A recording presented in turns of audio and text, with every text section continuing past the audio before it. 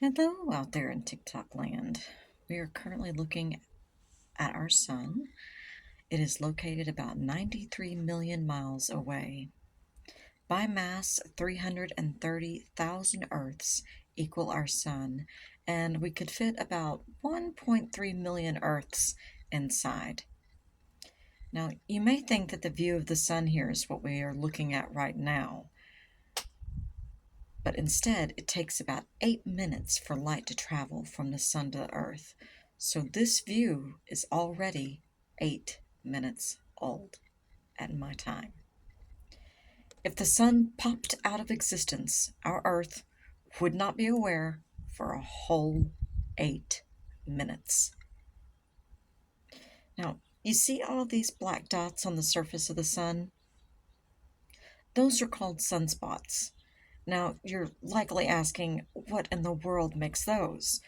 Well, our sun is a giant ball of plasma at the surface, and our sun's magnetic storms ebb over time, getting stronger and weaker. And we have sun cycles of storms when our sun is more active and when it's less active, which happens about every 11 years.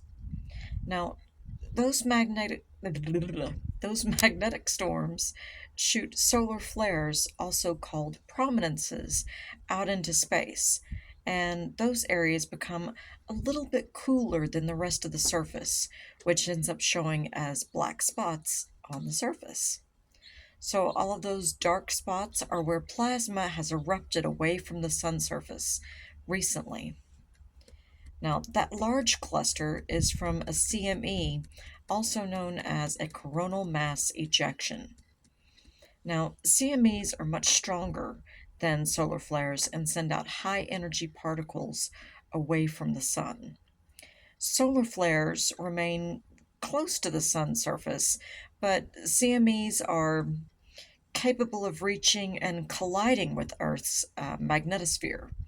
And these, where they can actually cause geomagnetic storms, aurora, and in rare cases, can actually do some damage to electrical power grids. Now, the largest recorded CME was a solar storm in 1859, which was called the Carrington event. And the Carrington event caused auroras to be seen as far south as Puerto Rico. Now, luckily in 1859, this was before we had large power grids crossing the globe, but in the 1900s, we were very lucky that we didn't have any major storms which could have damaged our power grids. We can still have small brownouts, blackouts from CMEs, but now that we know what to look for, we can plan ahead before the particles reach Earth by facing our satellites away from the sun and turning things off or protecting them during an event when the particles are heaviest. And then we can just return everything to normal quite seamlessly.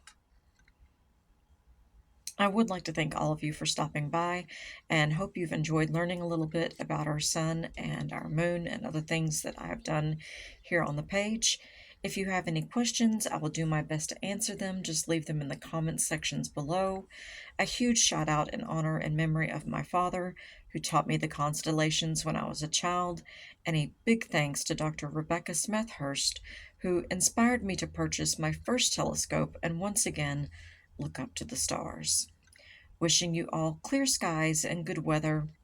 I will be recording the eclipse. I will not be live, but I will upload views from Sydney, Ohio as soon as I am able. I hope you enjoy, and we will leave these next couple of moments just for your enjoyment without my voice.